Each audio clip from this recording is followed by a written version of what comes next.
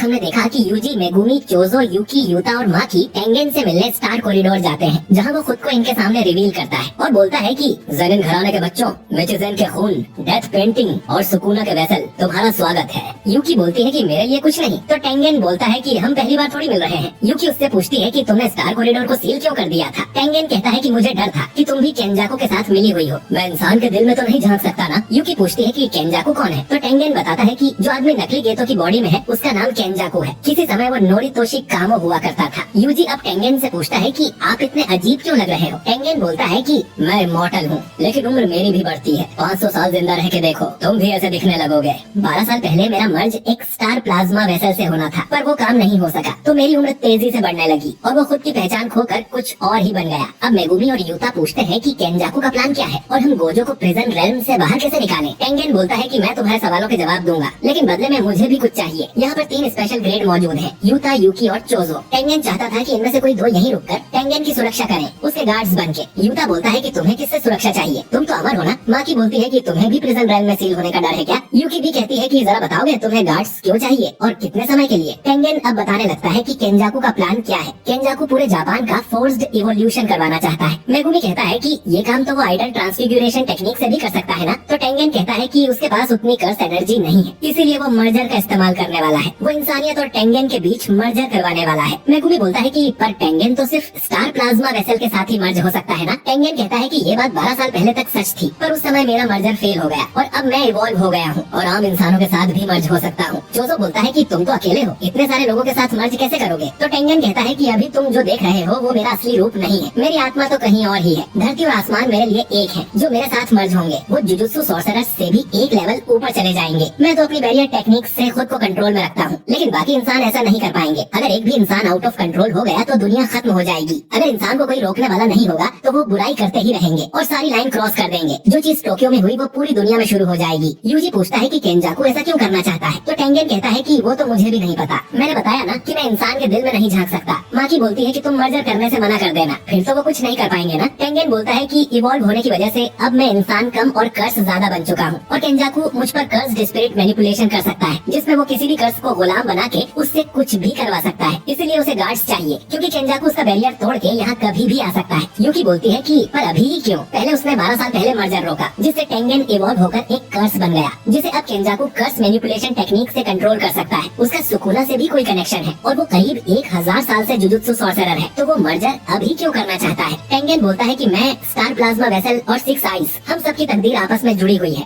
6 आई users ने केंजाकू को 2 बार हराया है। उसके बाद केंजाकू इतना गुस्सा हो गया कि उसने सारे स्टार प्लाज्मा वेसल्स को मार दिया और कोई भी बच्चा 6 आईज के साथ पैदा होता तो उसे भी वो 1 महीने के अंदर खत्म कर देता। लेकिन फिर भी मर्जर वाले दिन स्टार प्लाज्मा वेसल और 6 आई यूजर्स आ ही जाते थे। फिर उसने 6 आई वालों को मारने की जगह उन्हें सील करने का आइडिया लगाया और इसके लिए प्रिजन रेल्म का सहारा लिया। एक समय पर एक ही 6 आई यूजर हो सकता है, लेकिन 12 साल पहले कुछ अलग हुआ। तोजी ज़ेनिन की एंट्री हुई। उसके पास हेवनली रेस्ट्रिक्शन का तोहफा था। वो एक ऐसा इंसान था जिसके पास बिल्कुल भी कर्स एनर्जी नहीं थी। इस इंसान ने हमारी तकदीर को ही पलट दिया और रिको यानी स्टार प्लाज्मा वेसल को मार दिया। उस दिन के बाद से ही सब कुछ बिखरना शुरू हो गया। 6 साल पहले प्रिजन रेल्म केंजाकू के हाथ लग गया, जिससे उसने गोजो को सील कर दिया। मेगुमी पूछता है कि फिर ये कलिंग गेम क्या है। टेंगेन बोलता है कि कलिंग गेम मर्जर से पहले का रिचुअल है। वो कलिंग गेम में आने वाले लोगों की कर्स एनर्जी का इस्तेमाल करेगा, जिससे टेंगेन का मर्जर पूरे जापान के लोगों के साथ हो सकेगा। इतने बड़े लेवल का रिचुअल करने के लिए केंजाकू ने खुद को बाइंडिंग वाउ से बांध रखा होगा, इसीलिए वो कलिंग गेम्स का मास्टर नहीं है। लेकिन ये हमारे लिए बुरी खबर है, क्योंकि केंजाकू को मारने से भी ये गेम नहीं रुकेगा। ये गेम तब खत्म होगा जब सारे प्लेयर्स मारे जाएं, या तो वो गेम में पार्टिसिपेट ना करें और फिर भी मारे जाएं।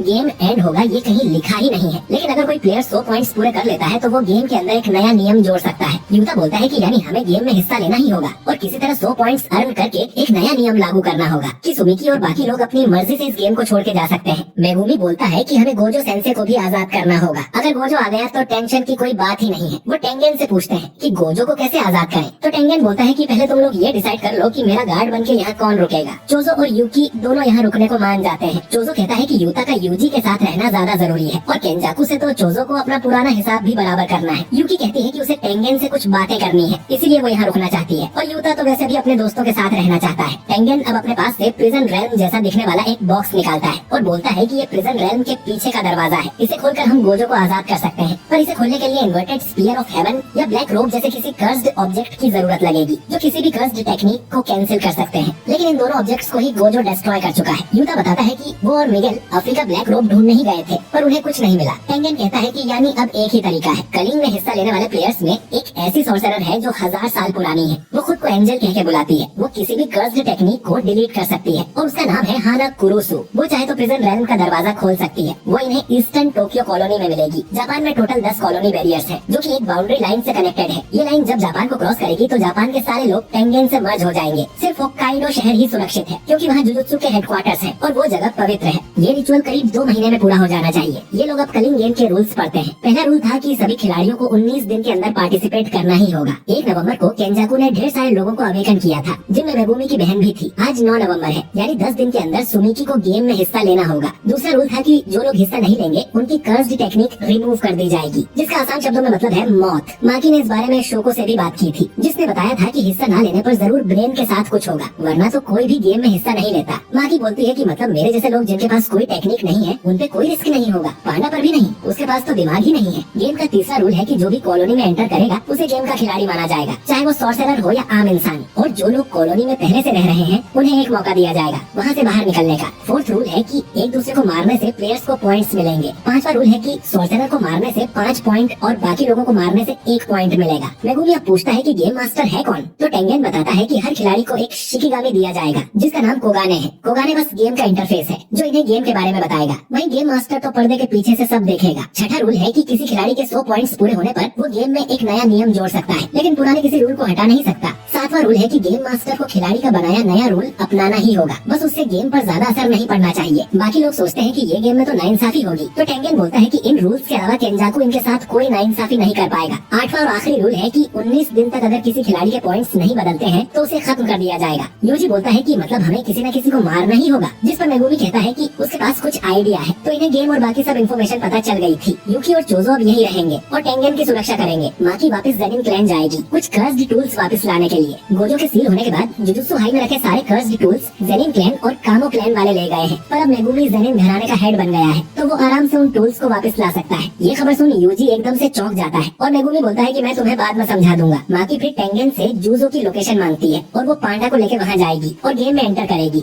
यूता बोलता है कि वो तुरंत ही कलिंग गेम में हिस्सा लेने जा रहा है ताकि वो पहले ही ज्यादा से ज्यादा इन्फॉर्मेशन इकट्ठा कर सके और इन्हें अलग अलग कॉलोनी में जाना चाहिए ताकि इन्हें एक दूसरे से लड़ने की नौबत न आए। कॉलोनी के अंदर शायद सिग्नल ना मिले तो ये लोग फोन पर बात नहीं कर पाएंगे, लेकिन अगर यूता यूजी से अलग रहेगा और सुकुना बाहर आ गया तो मेगुमी कहता है कि ऐसा कुछ नहीं होगा और हुआ तो मेरे मरने के बाद सुकुना को मार देना। माकी अब यूजी और मेगुमी को हकारी के पास जाने को बोलती है। हकारी 3rd ईयर का स्टूडेंट है जो फिलहाल सस्पेंडेड है। इनके पास लोगों की कमी है तो इन्हें हकारी को भी अपने प्लान में शामिल करना होगा। यूजी पूछता है कि वो स्ट्रॉन्ग है क्या। यूता बोलता है कि वो थोड़ा मस्तीखोर है पर वो मुझसे भी स्ट्रॉन्ग है, तो ये उसे भी गेम में जरूर लेके जाएंगे। इसके बाद ये लोग यहाँ से जाने लगते हैं। यूकी और चोजो यहीं रुक गए थे। यूजी चोजो का शुक्रिया करता है उनकी इतनी मदद करने के लिए। वहीं चोजो अपने छोटे भाई को जिंदा रहने का बोलता है और चुपके से रोने लगता है। दूसरी तरफ हम तकाबा नाम के एक कॉमेडियन को देखते हैं जिसे देखकर लोग बोर हो रहे थे। उसके साथी उसे ये काम छोड़ देने को कहते हैं। वो 35 साल का हो गया है और उसके जोक्स पे कोई नहीं हंसता। उसे और कुछ काम करना चाहिए जो उसे सूट करे। उसका दूसरा साथी केन बोलता है कि मुझे तुम्हारे जोक्स अच्छे लगते हैं। दुनिया में 2 तरह के कॉमेडियन होते हैं, जो हमेशा पॉपुलर रहते हैं। पहले जो फनी होते हैं और दूसरा जिन्हें लगता है कि वो फनी है। वो तकाबा से पूछता है कि तुम कौन से टाइप के फनी हो। तकाबा पहले बोलता है कि वो 50-50 है, लेकिन फिर जवाब बदल के कहता है कि वो 70-30 है। और हमें पता चलता है कि तकाबा भी कलिंग गेम में हिस्सा लेने वाला एक खिलाड़ी है। और ये एपिसोड यहीं पर एंड हो जाता है।